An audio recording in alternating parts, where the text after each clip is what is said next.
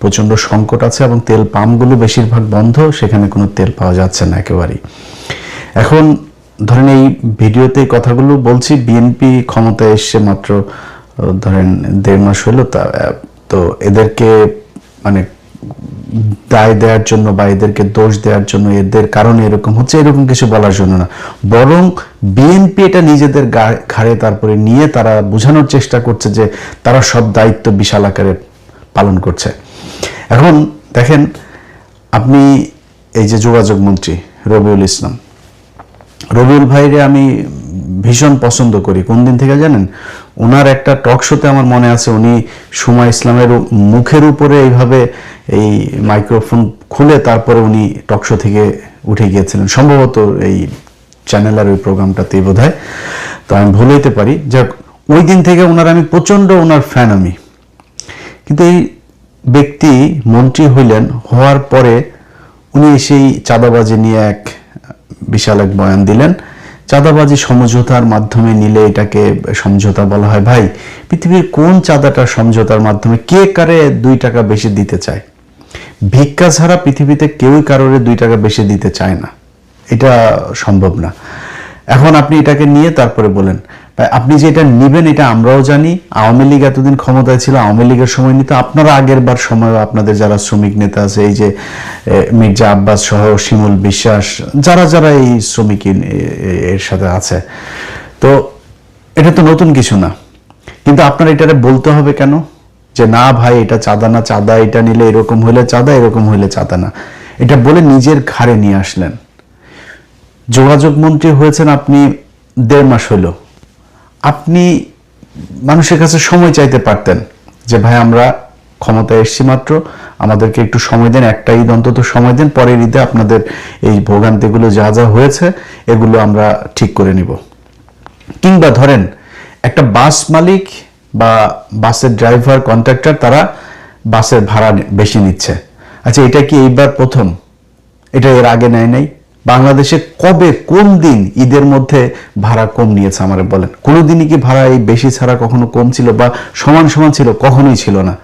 আমার সেই ছোটবেলা থেকে এই পর্যন্ত আমি কোনোদিন শুনি নাই যে ভাই 3 কোটি মানুষের কাছাকাছি এখন ঢাকা শহরে থাকে, তাদের এমনিতে নর্মালি বিভিন্ন সময়গুলোতে মানুষ যখন ঢাকার বাইরে যায় তখনই বাস ভর্তি থাকে। তো 3 কোটি মানুষের মধ্যে যদি 2 কোটি 1.5 কোটি মানুষও যদি যায় একসাথে ঢাকার বাইরে, এই 4-5 দিন একটা মানে এই সময়ের মধ্যে তারা গেলে এমনিতেই এই গণপরিবহনের সংকট হবে, ভাড়া বেড়ে যাবে, মানে যোগান কম হলে চাহিদা বাড়বে, খুবই স্বাভাবিক, এটা কোনো ব্যাপার না। মানুষ এটাতে যায়, এটা তো অভ্যস্ত মানুষ। খুব অতিরিক্ত হয়ে গেলে সেটা হয়তো অনেকের খারাপ লাগে। কিন্তু আপনি কি বললেন? কোথাও কোনো ভাড়া বেশি নিচ্ছে না, কোথাও কোথাও নাকি আরো টাকা দিয়ে দিচ্ছে, শাড়ি লুঙ্গি গামছা জাঙ্গিয়া টাঙ্গিয়া কিনে দিচ্ছে, এরকমও ফেসবুকে ট্রল হচ্ছে। কেন ভাই, আপনার দরকার কি ছিল যে আপনার ঘাড়ে নিয়ে তারপরে মালিক পক্ষের এই বাসের কন্ট্রাক্টর, ড্রাইভার, তাদের এই দায়টাও আপনি আপনার ঘাড়ে নেওয়ার দরকার কি? আপনি ভাই পারবেন না সেটাও আমরা জানি, আপনি হয়তো করবেন না সেটাও জানি, বাট আপনি অন্তত বলতে তো পারতেন যে কঠোর ব্যবস্থা নেওয়া হবে যদি কেউ, এটাই তো বলে আসছে। চেষ্টা করেন, যদি আসলে আন্তরিকতা থাকে তাহলে চেষ্টা করতেন, হইলে হয়তো, না হইলে নাই, মানুষ এমনি যাইতে। এইটাও মানুষের কাছে, বাংলাদেশে মানুষের কাছে একটা ঈদের আনন্দের মতো, যে এটা সবাই গাদাগাদি করে তারপরে যাবে, এই কষ্ট এই পরিশ্রম সব মানে প্রিয় মানুষদেরকে দেখার পরে তাদের সব এই ক্লান্তি তারা ভুলে যায়। এটা বাংলাদেশে খুব স্বাভাবিক একটা ঘটনা, এইটারও আপনারা ঘাড়ে নিয়ে আসলেন। এখন পরিস্থিতিটা যা দাঁড়িয়েছে, মানে আওয়ামী লীগ যা যা করতো আপনারা ওইভাবেই করবেন, কোনো পরিবর্তনের কোনো চিন্তা ভাবনা আছে বলে এই সরকারের কাছে আমার অন্তত মনে হয়নি। দেখেন, আপনাদের আজকে যে তেলের সংকট, আপনাদের এই যে $2 বিলিয়ন অলরেডি আপনারা লোন চেয়েছেন, তারপরে সামনে আরো সংকট হবে। এই তেলের দামের কারণে আপনার শুধু তেল না তো, আপনি যেই জ্বালানিগুলো আমাদের বাইরে থেকে আনতে হয়, প্রতিটা জ্বালানির দামে বাড়বে। তো এই যে জ্বালানিগুলো আপনি দামটা বাড়বে, এটাতে প্রতিটা জিনিসের দাম বাড়বে, ইনফ্লেশন হবে, আপনার নতুন করে টাকা ছাপাইতে হবে, কি বলে এটা, রিজার্ভ ঘাটতি হবে, সবই হবে। কিন্তু আপনার উচিত ছিল কি? আপনার উচিত ছিল এই সরকারে আসার পরপরই প্রতিটা মিডিয়া তো আপনাদের নিয়ন্ত্রণ আছে, এটা আমরা 12 তারিখের নির্বাচনই দেখেছি যে আপনাদের চুরি করার সাথে কিভাবে মিডিয়াগুলো আপনাদের তাল মিলিয়েছে। তো এটা নিয়ে খুব বেশি ক্ষোভ নাই, কারণ জামাত ইসলামেরই ক্ষোভ নাই, আমাদের ক্ষোভ থেকে কি হবে, তারা নিজেরাই চায় আপনাদেরকে সুযোগ দিতে, আপনারা দেশ চালান। আওয়ামী লীগ ইন্ডিয়ার ব্যাপারে সাবধান থেকে চালান, জামাতের কোনো সমস্যা নেই, আমাদেরও কোনো সমস্যা নেই, একদম কোনো সমস্যা নেই, বিশ্বাস করেন।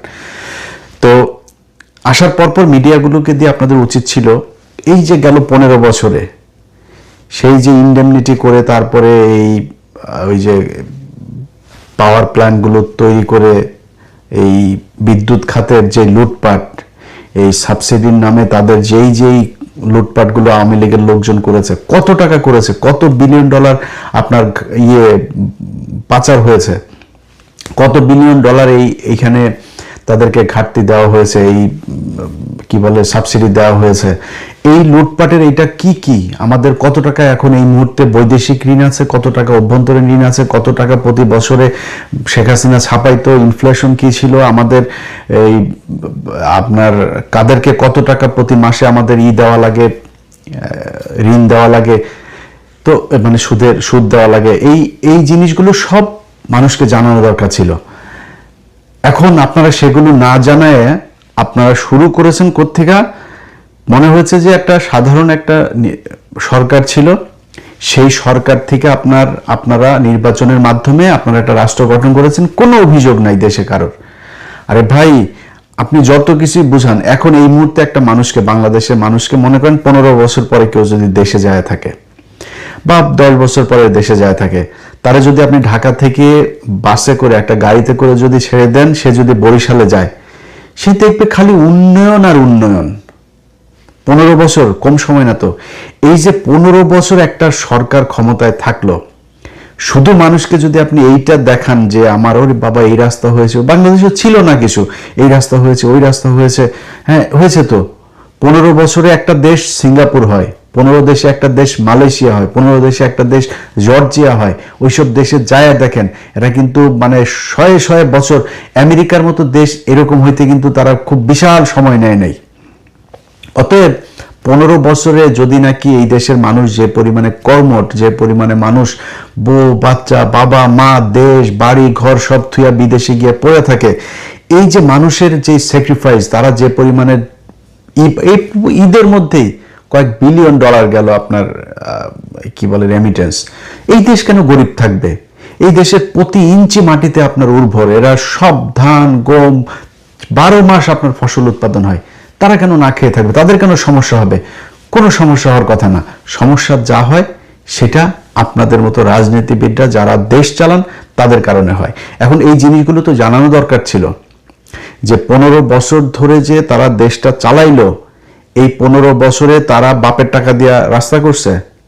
ধরেন ঢাকা মাওয়া রাস্তাটার কথাই যদি বলি, ওদিকে ওই যে হাট কুমরোল নাকি একটা আছে সিরাজগঞ্জের ওইদিকে, তারপরে যে ঢাকা চিটাগাং আপনার 4 লেনের বিভিন্ন জায়গায় যে রাস্তাঘাটগুলো হলো, পদ্মা সেতু হয়েছে, ওর বাপের টাকা দিয়ে করে নাই তো। আপনার জানানো উচিত ছিল মানুষকে যে 1 কিলোমিটার রাস্তা তৈরি করতে তারা কত টাকা লুটপাট করেছে, 15 বছরে কত লাখ কোটি টাকা তারপরে তারা বিদেশ থেকে লোন করেছে, সেই লোন এখন আপনারা শোধ করতে কত টাকা লোন রেখে গিয়েছে।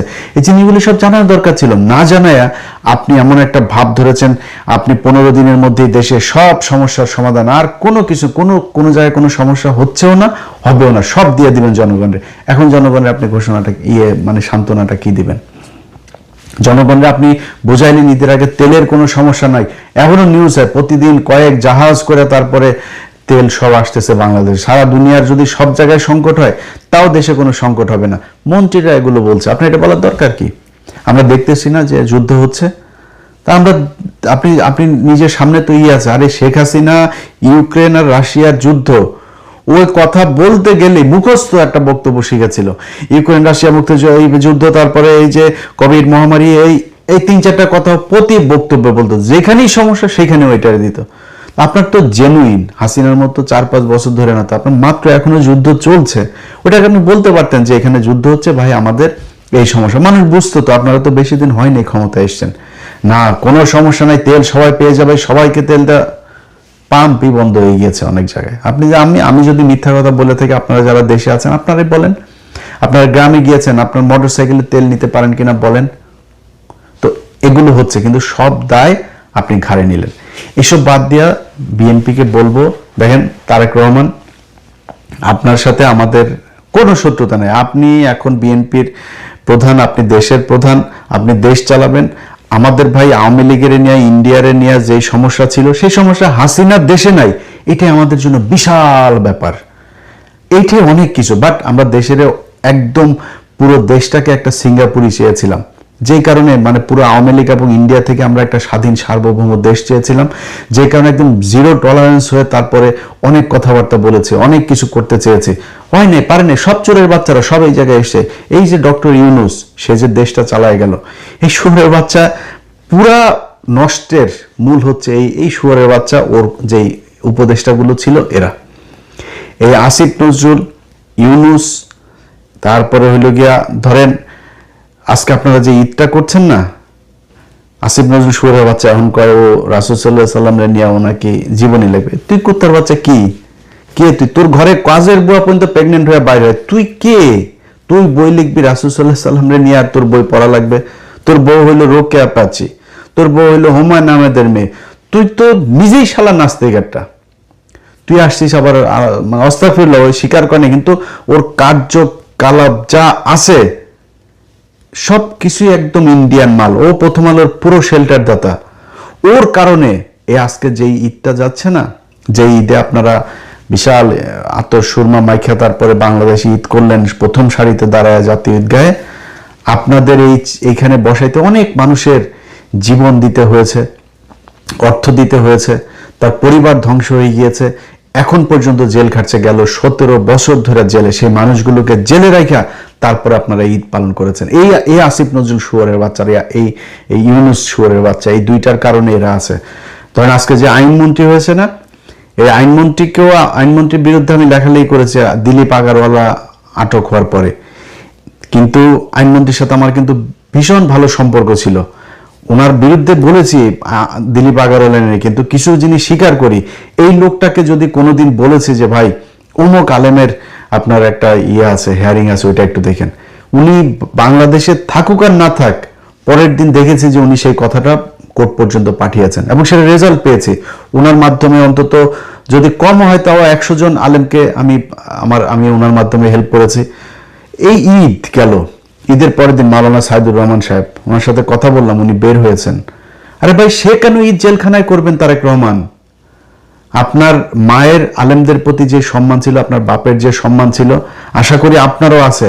যদি আল্লাহর ওয়াস্তে যদি পারেন এই মানুষগুলির ছাড়েন, এই মানুষগুলির সাথে, এই মানুষগুলির জেলখানা থেকে বের করার জন্য আর বিডিআর, এই দুইটার জন্য আমার এই পুরো 1.5 বছর ডক্টর ইউনূসের সরকারের সাথে যত সমস্যা সব এটা নিয়ে, সেনাবাহিনীর সাথে আমার যত সমস্যা এই দুইটা জায়গা নিয়ে। তো তারা এই ডক্টর ইউনূসরে এই মাদারি কি করছে জানেন? ওই কিছু হইলে ওই আমেরিকান এম্বাসিরে দিয়া এই আকাম কুকাম করাইতো, এই যে আলেমগুলোর ব্যাপারে। একটা আলেম ছাড়া হয়, একটা আলেম ছাড়লেই তারপরে কি করে, আমেরিকান এম্বাসি আপনার ওই আইন মন্ত্রণালয়ে ফোন করে, অমুক এজেন্সিরে ফোন করে।